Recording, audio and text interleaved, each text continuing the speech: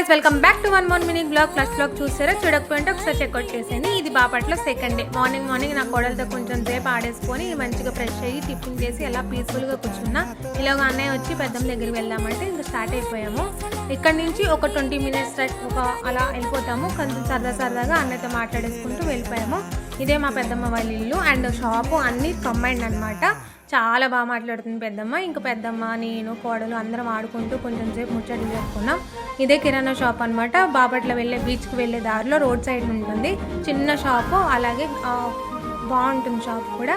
మా కోసం అయితే సాంబార్ అండ్ అప్పడాలు కూడా వేయించింది. నా కోడలతో ఎలా ఆడుకున్నా చూసాను. ఏం చేస్తున్నావు? వీడియో చేద్దామా ఫోటో చేద్దామా? సోఫా సెట్టా? అసలు చూడు